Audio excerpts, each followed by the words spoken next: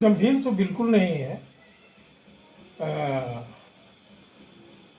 Bharatiya Janata party को vote देने वाले, नरेंद्र मोदी जी को वोट देने वालों का एक वर्ग है। आर.के. सिंह को आम आदमी में से एक बड़ा वर्ग है जो इनके कार्यों को पसंद करता है। तो दो वर्ग में बटा हुआ है। तो यदि किसी को आर.के. सिंह पसंद नहीं पड़ते हैं तो नरेंद्र मोदी जी के कार्यों को देख करके वोट दें, और जिनको पसंद पड़ते हैं आर.के. सिंह वे तो शिक्षा से वोट दे ही रहे। इसलिए आर.के. सिंह के चुनाव पर कोई किंतु परंतु नहीं है। हाँ, कुछ लोग हैं, समझ से परे है कि बतासे के लिए मंदिर को तोड़ने का प्रयास कर रहे हैं। मंदिर टूटने वाला नहीं है, अभी तो दौर चल रहा है मंदिर बनाने का। तोड़ने वाले को समय के हिसाब से स्थिर हो जाना चाहिए, चाहे जो भी हो, जिस ओहदे पर हो, जिस पद पर हो। विषय है देश कैसे बचेगा, विषय है हिंदुत्व कैसे बचेगा, विषय है कि पूर्ववर्ती कांग्रेस हुकूमतों द्वारा हिंदू वर्ग विशेष के लोगों के खिलाफ जो कानून बनाए गए हैं उस कानून को ध्वस्त करने के लिए, उन कानूनों को ध्वस्त करने के लिए इस बार नरेंद्र मोदी जी को प्रधानमंत्री के पद के लिए चुनना निहायत ही जरूरी है। विदेश हो, विदेश हो, सर्वत्र जहां पर जिस नेतृत्व के क्षमता का चर्चा हो, सकारात्मक चर्चा हो, और छोटी छोटी बातों के लिए आपको मैं उदाहरण देता हूं। बड़ारा विधानसभा ने लगभग 95,000 के आसपास वोट दिया था पिछले विधानसभा चुनाव में आर.के. सिंह जी को। लोकसभा चुनाव में क्षमा किया जाए, 45,000 से ज्यादा ही मतों से वे चुनाव बड़ारा से जीते थे अपने प्रतिद्वंदी के खिलाफ।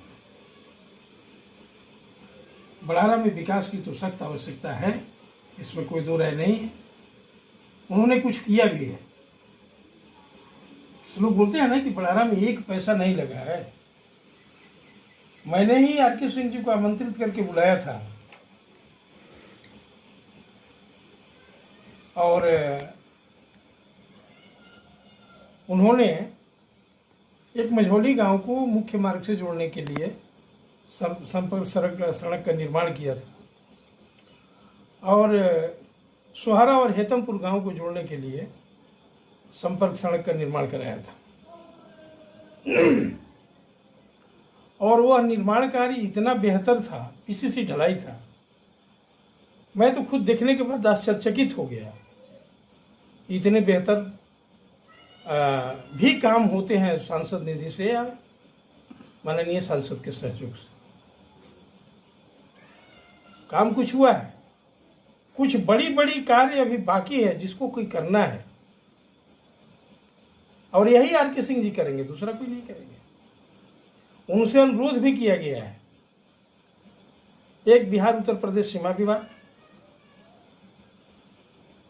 जिसको कि हमारे इलाके के बहुत सारे लोगों ने अनुरोध पूर्वक बोला है, वह कार्य नहीं हुआ। ठीक है, अभी नहीं हुआ, कल होगा। जब देश की आजादी के बाद से लेकर के अब तक यहाँ के कम से कम हजारों हजार किसान आज भूमिहीन बने हुए हैं, कानूनी पेचीदगियां हैं, ये चाहेंगे तो उस समस्या का समाधान हो जाएगा। और चाहेंगे भी, क्यों नहीं चाहेंगे। हम उनके मतदाता हैं, हम उनके क्षेत्र के क्षेत्राधिकार के अंदर में रहने वाले लोग हैं, उसको करना पड़ेगा। दूसरा, बड़हरा की जनता ने एक रेलवे की सर्वे हुई थी। सर्वे के बाद यहाँ के लोगों की भावनाओं में जागृति आई कि नहीं, आरा से सिताब दियारा होते हुए, जयप्रकाश नारायण जी के गांव होते हुए बकुल्हा में जुड़ करके आरा छपरा बलिया को एक सूत्र में रेलवे के माध्यम से पिरोया जाए। पूरे क्षेत्र की जनता का मांग है। और ऐसा भी नहीं है कि हम लोग किसी दूसरे क्षेत्र में बन रहा है, जैसे शाहपुर क्षेत्र में निर्माण हो रहा है तो हम उसका विरोध कर रहे हैं।